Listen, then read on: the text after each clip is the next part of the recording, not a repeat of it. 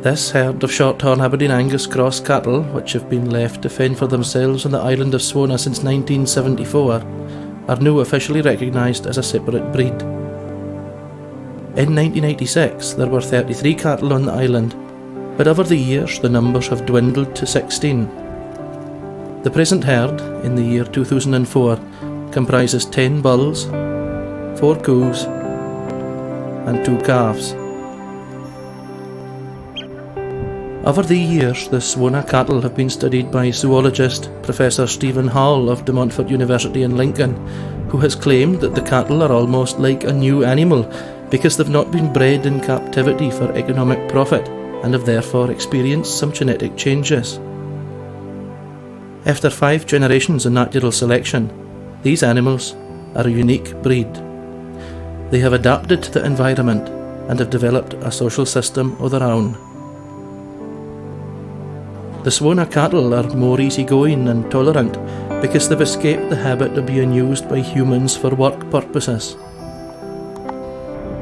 They are also quite strong, having been protected by the isolation of the island. These animals are one of the very few feral herds of cattle anywhere in the world. The Swona cattle have a natural sex ratio, natural age distribution, are not provided with extra food in the winter and experience no human interference. In other words, they've gone back to nature.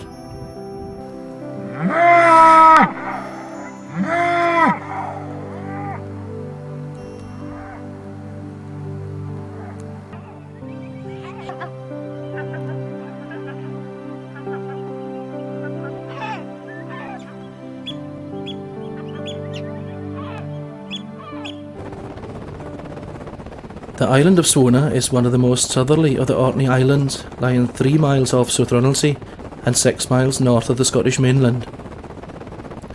Swona lies in a restless sea, surrounded by strong tides. During the ebb tide to the west, a series of eddies is formed, and these are known as the wells. These upwellings of water are caused by the opposing tides being driven upwards to break on the surface and spread outwards in all directions. The island is 1.5 miles long and half a mile wide. The eastern and northern shores are precipitous and there are no sandy beaches.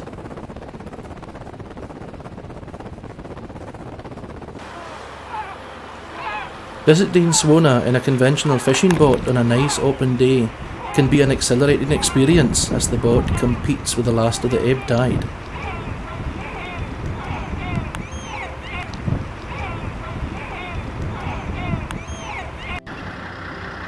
Breaking clear of the grip of the tide, you reach the gyo known as the Haven, which is the only safe anchorage on the island, and safe only when weather conditions are good.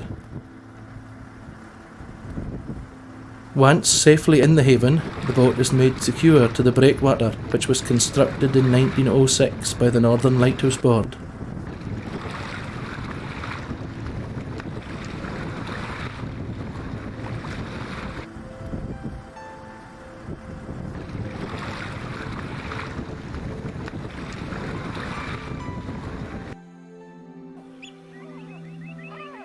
The remains of Neolithic occupation are still visible on Swona. The chambered cairn is situated in the south of the island, on the edge of an area of flat pasture overlooking the rocky shore. The south and southwest areas of the cairn have suffered from erosion by the sea. The conspicuous feature of the site is 3 pairs of tall slabs, which are the structural orthostats of a large tripartite or stalled chamber. Various other slabs lie about the site, as well as slabs on edge near the south side of the cairn, which appear to be part of secondary structures which have been lost. There's a school of thought that suggests that the chambered cairns may have been built around the 5th millennium BC, and that their external appearance was similar to that of a stepped pyramid, and that these structures were built as temples.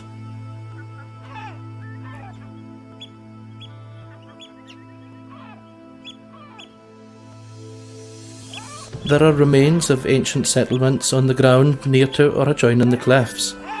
These would have afforded the early inhabitants a good vantage point and given them early warning of any possible visitation to the island.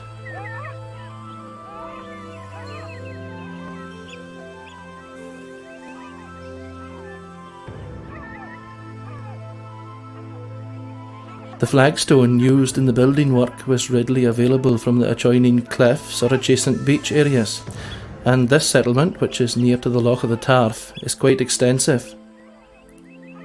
It is also worth noting that the evidence of early occupation has taken place at the 2 points on the island where at certain states of the tide it is possible to land and haul a boat.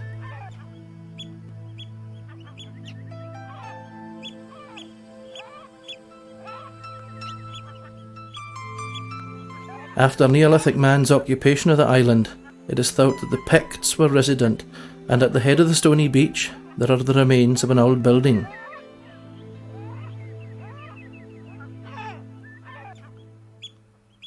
In 563 AD, an Irish monk named Columba sailed across the Irish Sea to establish a monastery on the Isle of Iona. With him were 12 monks. During the spread of Christianity, missionaries certainly reached Swona and landed at what is now known as Kirkgyo and built the complex known as the Twinley Kirk. The derivation of the name is unknown.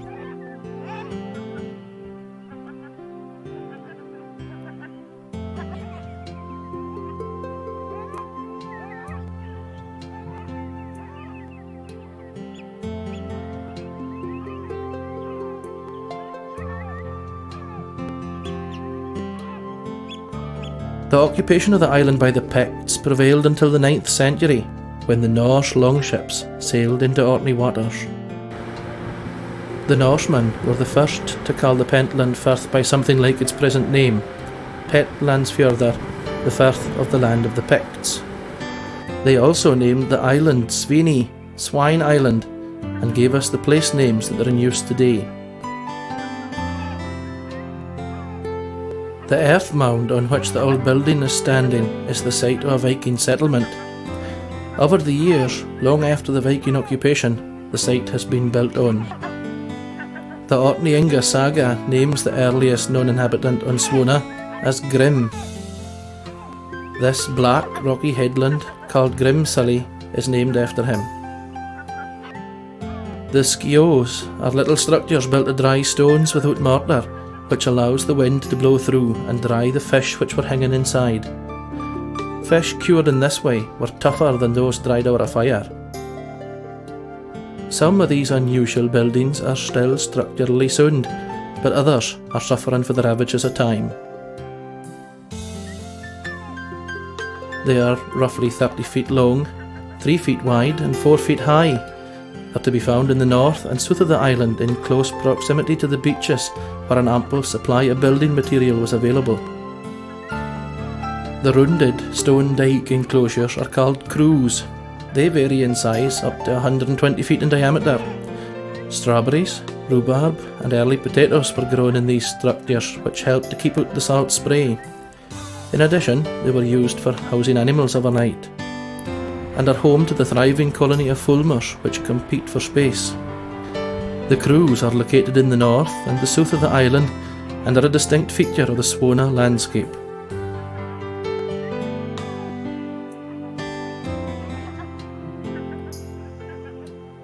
The ruins of the chambered cairn act as a permanent reminder that Swona was an island of strategic importance during the periods of Neolithic and Norse occupation.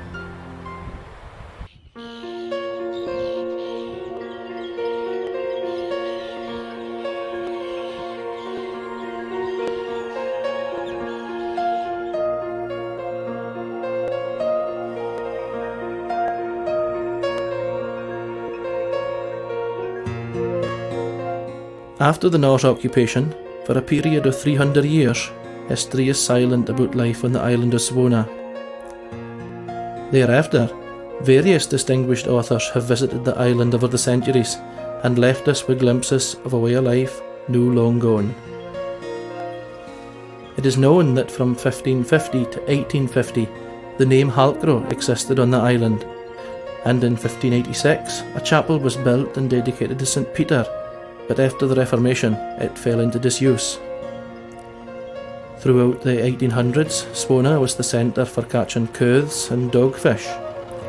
Ploughing was done with a simple iron blade, and potatoes were being carefully tended.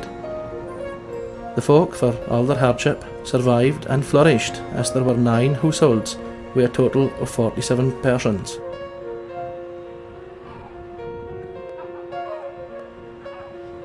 The islanders grew beer for making strong ale, and this gave rise to customs officers making dawn raids under the cover of fog and damaging the home brew industry.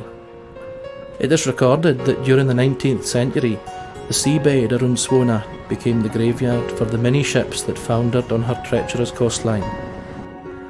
Regrettably, we cannot go back in time to capture the image of what it would be like to live in Swona in past centuries, but by using our imagination, it is possible to touch on various aspects of everyday life. The peedy houses with their associated stadiums and a few acres of land are situated in close proximity to the haven, the natural landing point for the island. Fishing and farming, in that order, were the main industries. Of the 270 acres, only 35 acres were cultivated.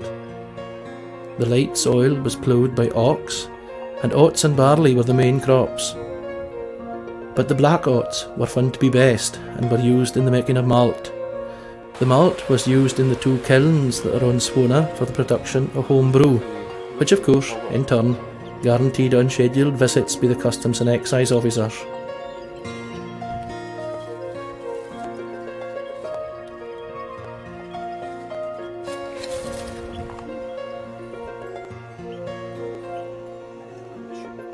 Even today, in this little storm-damaged crew, tatties continue to grow. These tatties reseed annually in the salt-sodden earth, and after such long exposure to the harsh conditions, appear to be salt-resistant.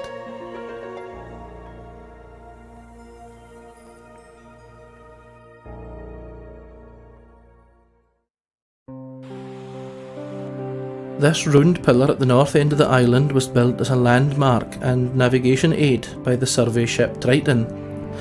There's another explanation as to why the pillar was built, and it's given by George Lowe in his book A Tour Through the Islands in 1774. He says, "The love of future fame finds a place in the breast of a Swona fisherman. I observed on the north end of Swona a pretty high pillar built, it seems, by a Swona man, who designed it for a memorial of himself, and the inhabitants do it all manner of justice."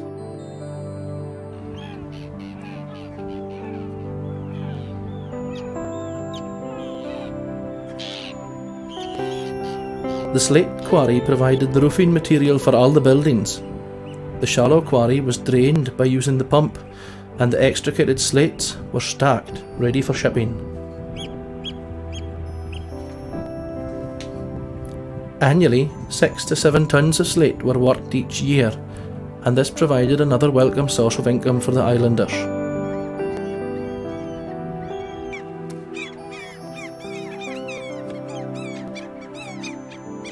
On this beach on the south of the island, there's a pronounced indentation in the stones. It's alleged that smuggled goods were placed in the hollow, covered with planks of wood, and beach stones placed on top. By this means of deception, the customs officers were unable to find the missing contraband, even though they were working over it. At present, the smuggler's cavity contains only storm-tossed battered cradles. In the southeast of the island, there's a cave at Tregio which can be accessed at low water. Would it be that the islanders found a use for this natural feature? The possible concealment of goods misappropriated from a shipwreck, or maybe the cave became a place of refuge for a young islander who was seeking to avoid the attention of the press gang, who were active at the time of the French War.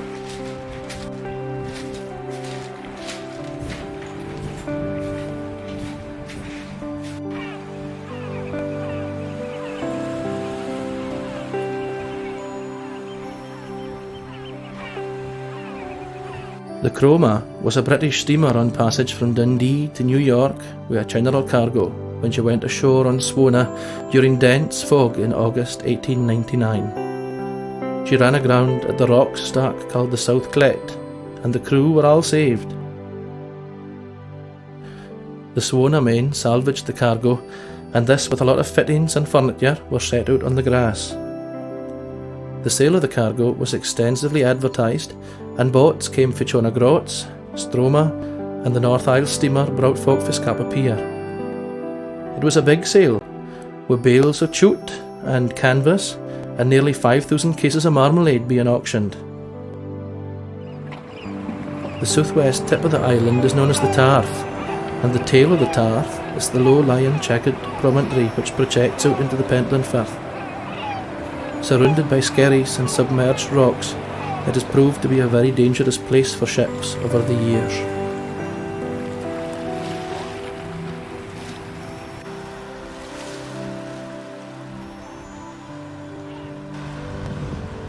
The original light was constructed in 1906, and the monthly return log still exists, detailing that for the month of May 1906, the lightkeeper submitted his very first return to the Lighthouse Commissioners, in which he informs that the light has been burning satisfactorily during the month. The old light was being struck by large boulders, and it was replaced in 1983 by a modern light constructed of a reinforced concrete platform and concrete tower.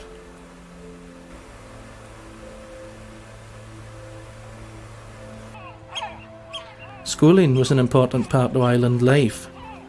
During the summer holidays, a teacher would come to the school, but out with these few weeks of formal education, the parents were solely responsible for their children's education.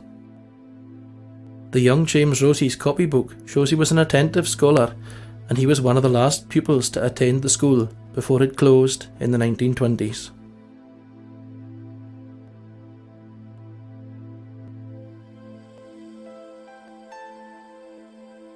The teacher's living quarters were a single room with open grate, and the box bed has survived, along with the original wallpaper.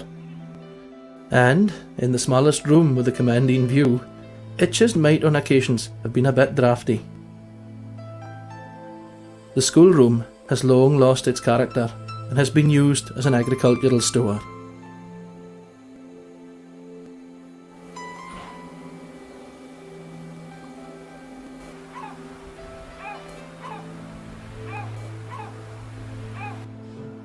Before it lapsed into this serious state, this pretty building on top of Kiefer Hill was once a lookout point. You entered by a door facing north, and there were windows facing east, west and south. It was an excellent viewing point, and was in use during the First World War.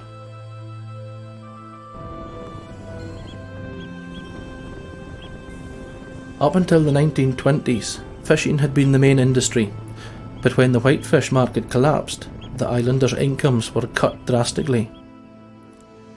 Life on the island was difficult enough at the best of times.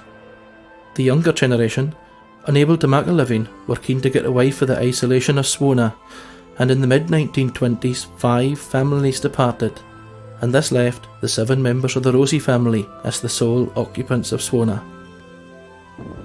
And the beach on which these fishermen once hauled up their yawls is now a safe haven for the grey seals.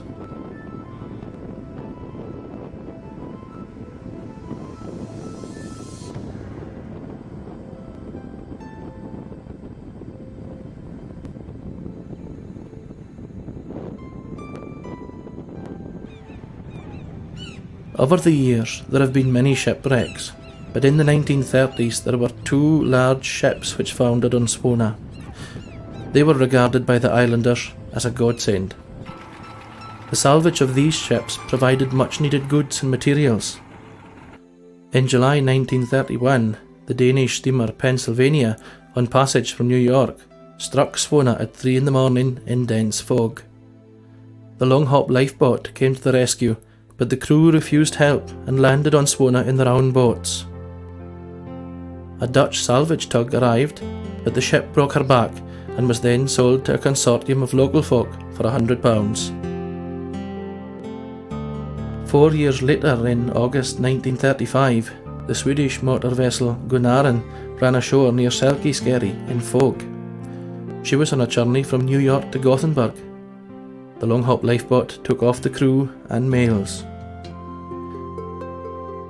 Metal Industries of Linus cut the ship into 2 with the intention of towing each section clear, but bad weather put paid to their efforts, and the stern half drifted half a mile before grounding again.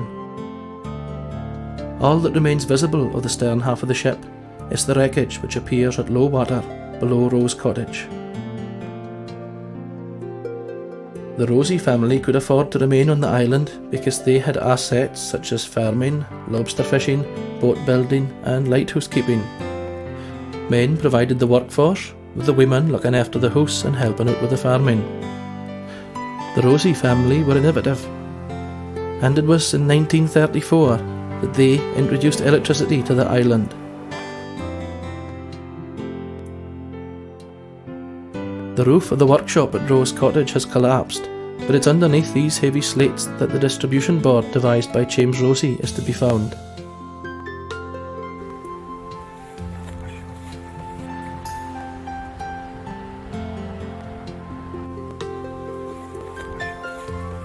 The buyer still has the original cabling and switches, and once more being put to good use, the light fittings salvaged for a shipwreck. This intriguing device is an improvised exterior light switch.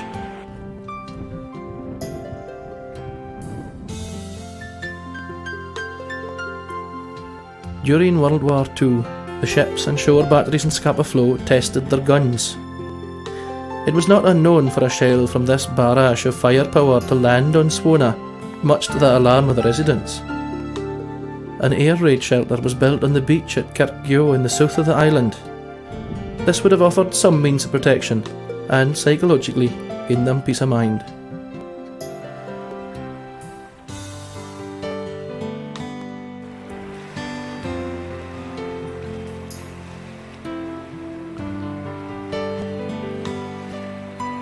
Evidence of wartime occupation can be seen at the little cottage above the haven. Military or naval personnel have, in the time-honoured tradition of schoolboys, carved their names on a plaque and attached it to the mantelpiece.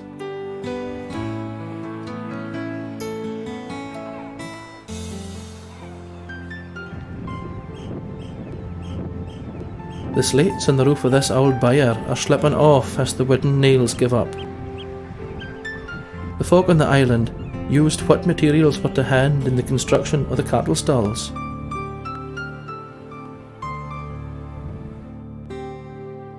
Until 1946, the ploughing was carried out using a pair of oxen, and at the back end of the year, the field of bare was cut with a reaper or back delivery as it was usually called. Oxen were strong, but slower than horses and were easier to train, and could be sold for beef when a younger animal was ready to take over. And the byre at Rose Cottage, which was the last to be used, still retains its original character.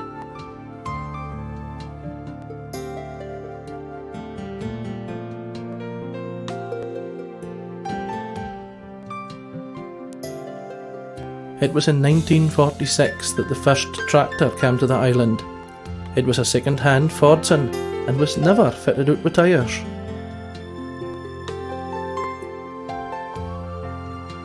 It has remained in this position for half a century, and although the images show that the tractor is visibly disappearing over the years, it is still regarded as an interesting landmark.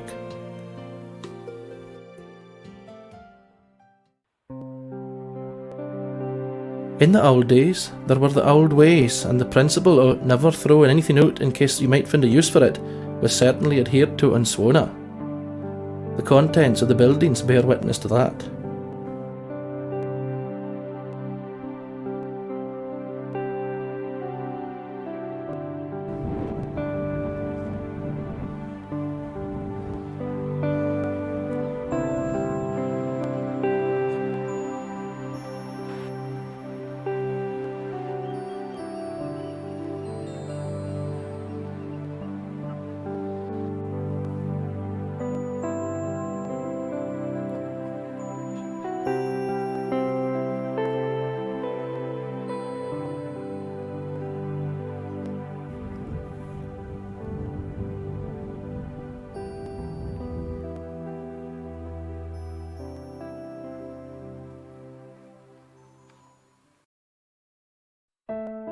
The Swona men built their own boats and were skilled seamen, and thoroughly enjoyed the day out when they came over to Long Hop for the annual regatta.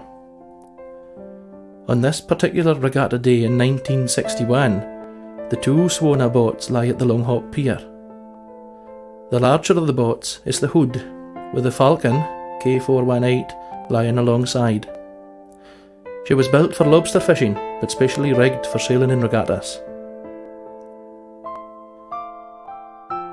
The Hood was a 4-ton cargo boat built on Swona to serve the needs of the island. She was named after the battleship. The Hood was 20 feet in length and had this unusually shaped elliptical stern, giving her a graceful line. After each trip, she had to be hauled up the beach at the haven. This was a difficult manoeuvre, necessitating the services of 4 people and the use of various contrivances. The Hood has a proud history. Over the years, she provided the essential services, and this is illustrated in this series of images when cattle are being shipped to Rowlands.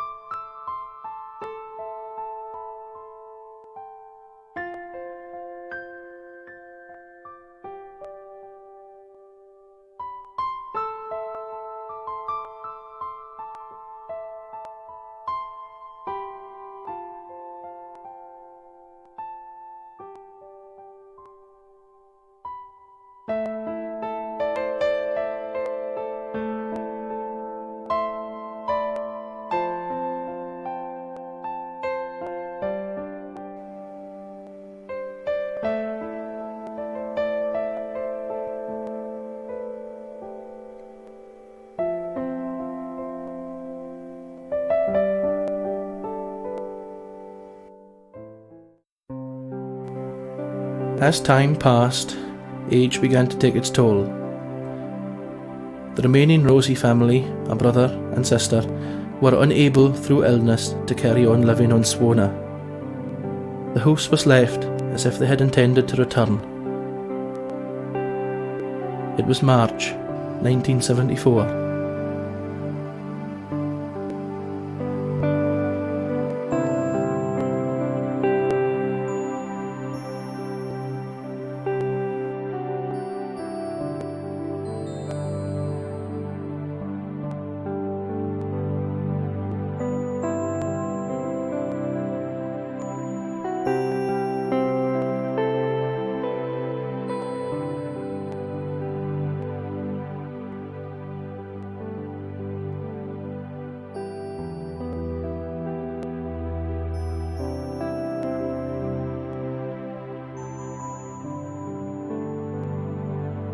The island is now uninhabited, and with no regular maintenance being carried out, the process of inexorable decay begins. The cattle which have been left behind are now about to begin their own remarkable journey. Visitors to the island will be impressed by the standard of building and the equipment and machinery which sustained their way of life. But at the same time, they'll be conscious of the sense of loss brought about by the relentless march of time. And the Hood has suffered badly. As a means of getting rid of an irritable itch, the cattle rubbed against the Hood, and knew their actions have succeeded in bursting the rotten timbers, as yet another reminder of a time long gone.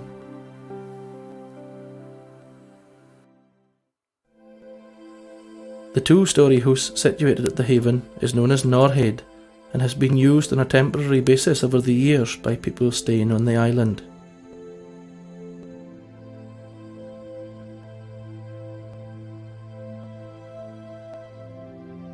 The house was last occupied by the Sabiston family, who left the island in 1926.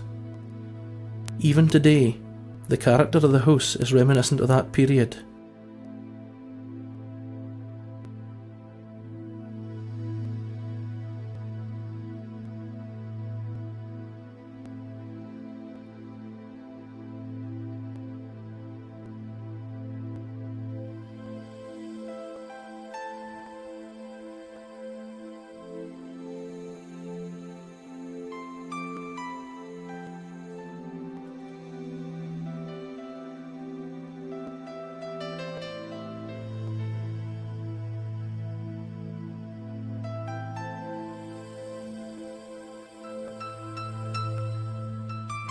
The very attractive and distinctive feature in this house is the wood-lined staircase.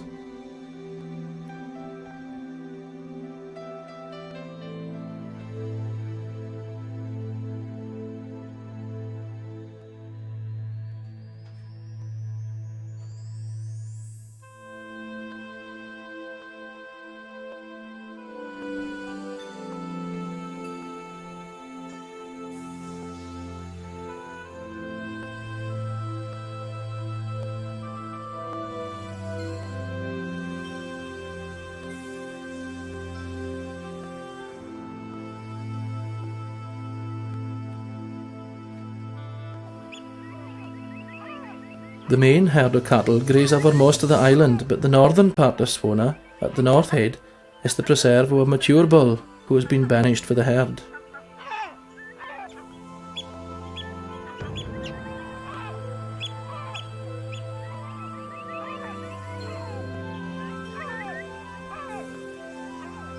This old bull, in his own mind, wasn't ready for retirement.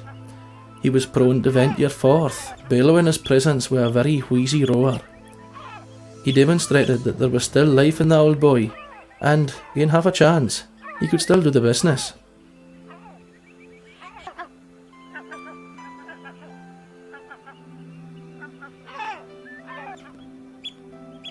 And, mission accomplished, he settles down to ruminate on times past.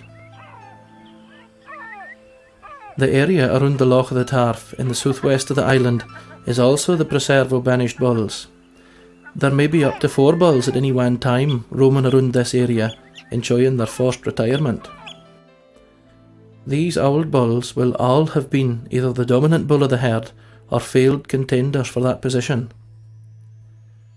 These animals are probably 15 years old and have distinctive features which make them easily identifiable. This one has a white spot on his forehead. Yet again, this bull has a severely damaged forehead, indicating that he's been engaged in a serious conflict. These old animals have been used to human contact over the years, and an observer can get much closer to them than to the cattle in the main herd. This is Rose Cottage, the house that was occupied by 4 generations of Roses for a period of 180 years. The house was well appointed to make the family as comfortable as possible in their island isolation. Walking through the door transports you back in time. This radio transmitter, a converted army set, ran on 12-volt batteries and was tuned in every morning since 1951 to the Lighthouse broadcast.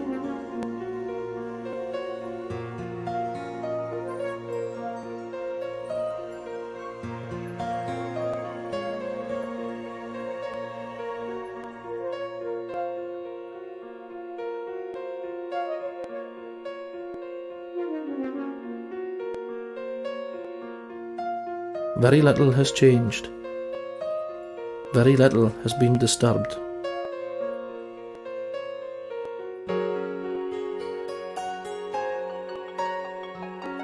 It is quite difficult to grasp the fact that it is 30 years since the occupants walked out the door. A visitor to the island spending some time in this house is fairly rooted in the past.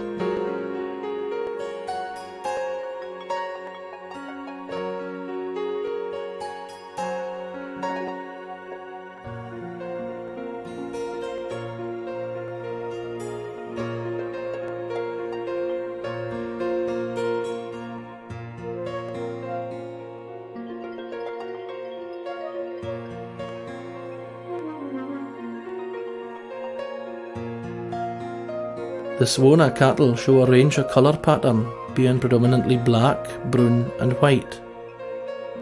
The herd roams the island as a single unit, accompanied by all the bulls, with the exception of the mature bulls which have been ejected by the herd.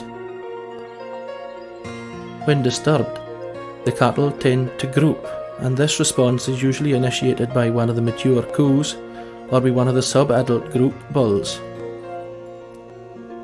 The cattle never became accustomed to being watched at close quarters. However, it's no long before they continue grazing whilst moving away for the observer. Although the cattle are free to roam all over the island, during the summer months they mainly graze in the centre of the island.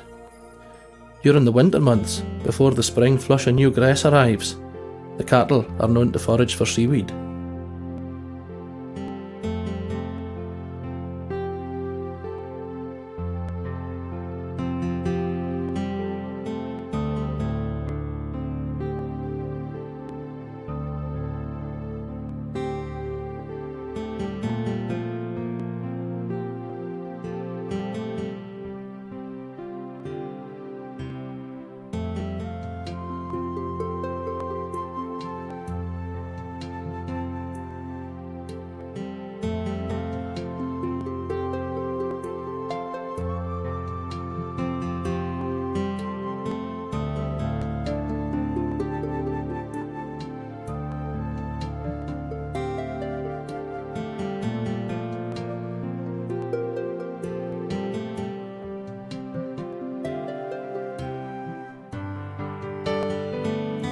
Throughout the island, quite a number of earth pits have been created by the cattle. The bulls paw the ground aggressively as if trying to give vent to their anger and frustration.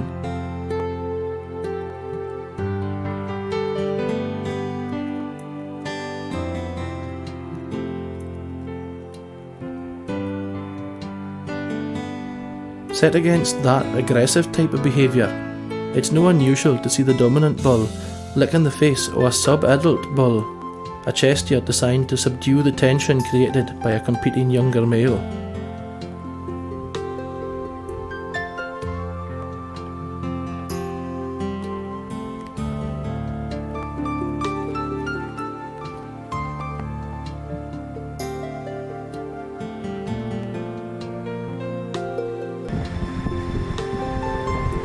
The natural beauty of Swona is certainly enriched and enhanced during the summer months by the colonies of seabirds which breed on the island. The competition for space on the sheltered ledges is at a premium.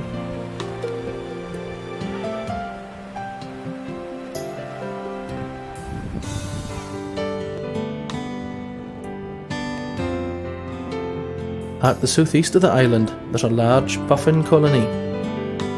They seem to have very little fear of the human presence, and you can get quite close to this bird to film its eye-catching beak.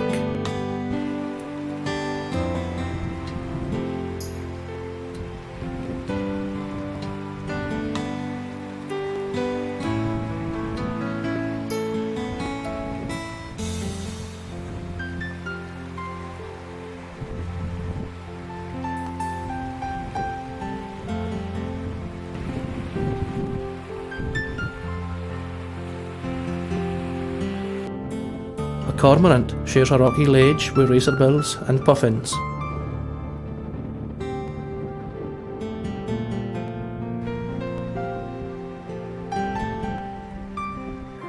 Due to its geographical situation and the fact that the waters surrounding the island are teeming with fish, it's no surprising that the grey seals have made their home here.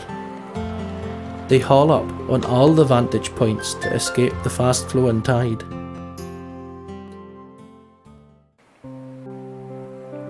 On the precipitous eastern edge of Swona, the tempestuous seas have carved out sea caves. This was once a sea cave, but the partial collapse of the cave roof has transformed it into this natural feature called a gloop. The intriguing nature of these caves demands that they be explored so that curiosity is satisfied. To gain access to the sea cave at the gloop, the weather has to be good, and you have to time your arrival to coincide with low water. So while we were waiting for the tide to ebb, we'll explore the sea cave at Garson, which lies between the haven and the gloop.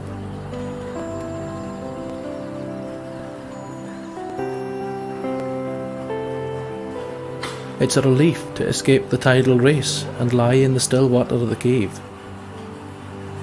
The depth of water at this state of the tide is roughly 12 feet, and the cave extends inwards roughly 40 yards.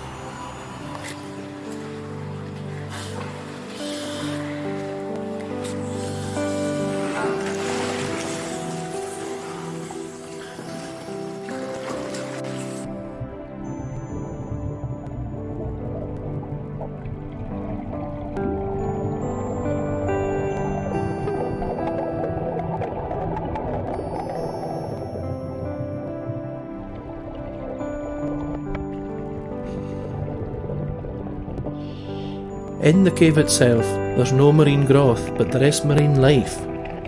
This grey seal's midday siesta has been badly interrupted.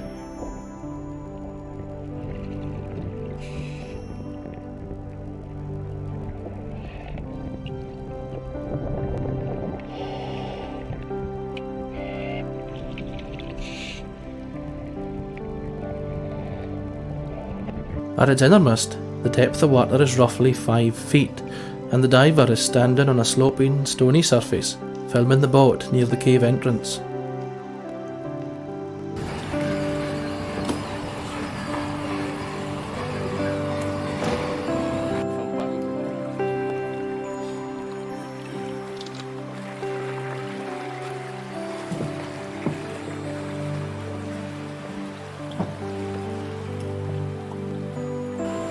The entrance to the gloop is through a natural arch.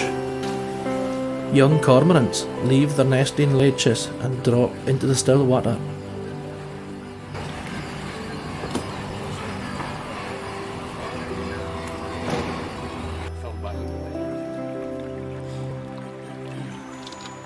The channel to the mouth of the cave is blocked by rocks, and the boat is manoeuvred into the entrance by the divers.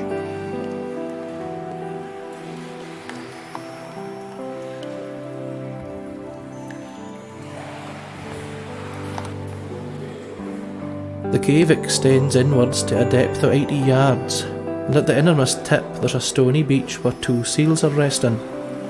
The seals now feel trapped and are anxious to make their escape. As the water ebbs for the floor of the sea cave, the seals make a dash for the safety of deeper water.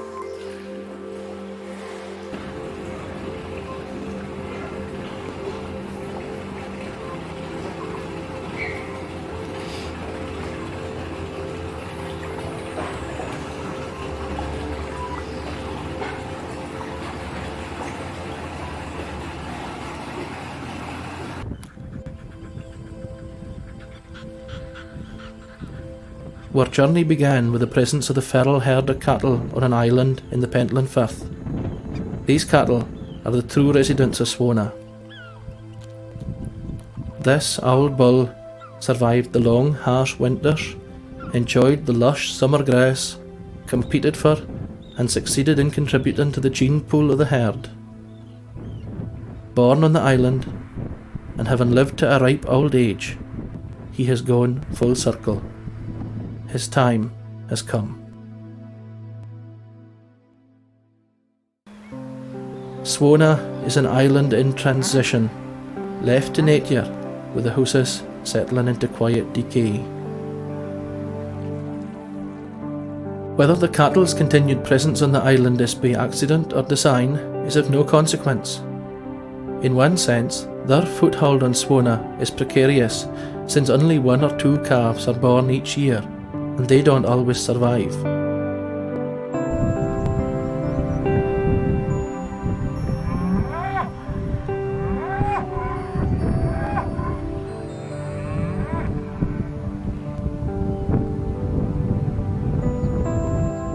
The 2 distinctive breeds, the Shorthorn and the Aberdeen Angus, are competing. This black bull is making a challenge, but when confronted by the dominant bull, his head drops and he avoids eye contact and decides to bide his time.